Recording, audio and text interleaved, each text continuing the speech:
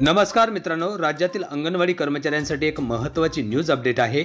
राज्यातील अंगणवाडी कर्मचाऱ्यांच्या आंदोलनाबाबत व या कर्मचाऱ्यांच्या मागण्याबाबत राज्याच्या महिला व बालविकास मंत्री माननीय आदिती तटकरे व अंगणवाडी संघटना प्रतिनिधी यांच्यामध्ये दिनांक 17 जानेवारी रोजी बैठक नियोजित होती. तर मित्रांनो, काय आहे या बैठकीबाबत वृत्त पाहूयात सविस्तरपणे आपल्या पीएम्स नॉलेज हब या यूट्यूब चॅनलच्या माध्यमातून.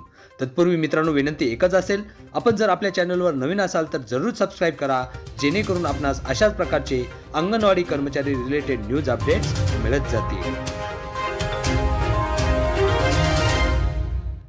तर मित्रांनो, या संदर्भातील सविस्तर न्यूज अपडेट अशी आहे.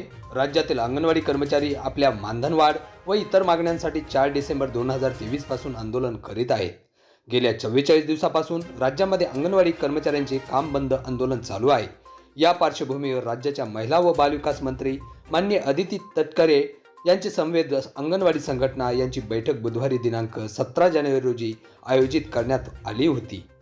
परंतु मित्रांनो, अंगणवाडी कर्मचारी संघटना व राज्याच्या महिला व बालविकास मंत्री श्रीमती आदिती तटकरे यांच्यामधील बैठक काही अपरिहार्य कारणामुळे महोदयाकडून रद्द करण्यात आलेली आहे. त्यामुळे अंगणवाडी कर्मचाऱ्यांच्या संपाच्या 44व्या दिवशीही कोणताही तोडगा मागण्याबाबत निघालेला नाही. यामुळे राज्यातील अंगणवाडी कर्मचाऱ्यांमध्ये नाराजी निर्माण झाली आहे. तसेच मित्रांनो, राज्याचे मुख्यमंत्री माननीय श्री एकनाथ शिंदे यांनी अंगणवाडी कर्मचाऱ्यांच्या संपाबाबत तसेच अंगणवाडी कर्मचाऱ्यांच्या मागण्याबाबत सकारात्मक विचार करावा अशी मागणी अंगणवाडी कर्मचाऱ्यांमधून येत आहे.